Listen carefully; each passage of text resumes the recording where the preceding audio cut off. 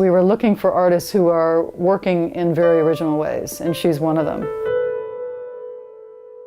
The artist is Sabine Hornig, and the site is called the Three-Site Link, 170-meter long connection of the three towers at Barangaroo, creating a very exciting walkthrough of this space. We looked at probably 200 artists in our process. Sabine Hornig was by far the most exciting. She just came back with the most amazing proposition for us. The role of public art is definitely to create a crossover between the functionality of the building and pedestrian in the city. Sabine's work is unique, I would say, because of her really interesting understanding of the public domain. When she talks about this work of art, she talks about the pedestrian, like the person walking, and how she was making the work for the person walking. And I think, among artists that I've worked with, she has the best understanding of that of any. And that is exactly what this site is. It really is the part of the towers that's open to the public.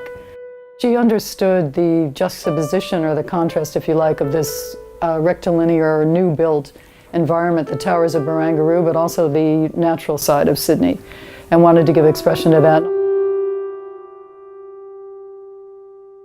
Berlin's history as a divided city has fed into my artwork in that way that I started to divide spaces actually later on, where you had access partly to one side of the space and could only imagine the other side. She's interested in transparency and reflection. And again, and also sort of an overlapping of images. So like the metaphor, you're looking at something in front of you and actually you start to realize that it develops, imagery develops back into space. So there's a background and a foreground, and sort of like a past and a present. You can expound on this and take it to much deeper levels. So once it closes off, you see the image, but then at the same time you can suddenly see through and see the space behind at the same time.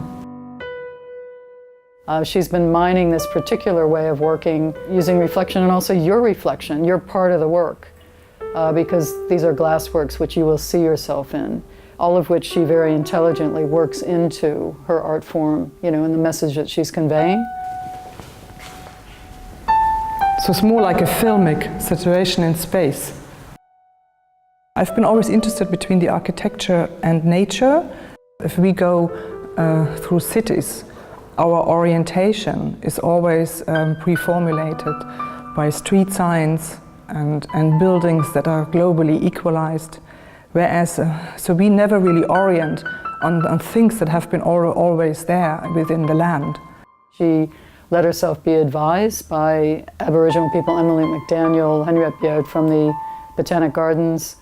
I think as a European, she had a great understanding of respect, the need for respect, and how to come into a new place.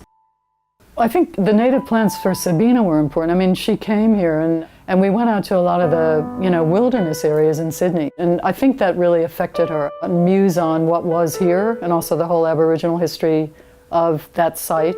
The reflective glass of the towers of the Through-Site Link will have images of historic plants overlaid to the glass, to take stock of reality that has been there always before us. People don't realize this, but Sydney is now the leading city in the world for these sort of projects, which we'll call, artworks for the public domain. Very important gift of Lend-Lease to the city, that they are open, that anybody can walk in. You don't have to buy anything, you can be in the artwork.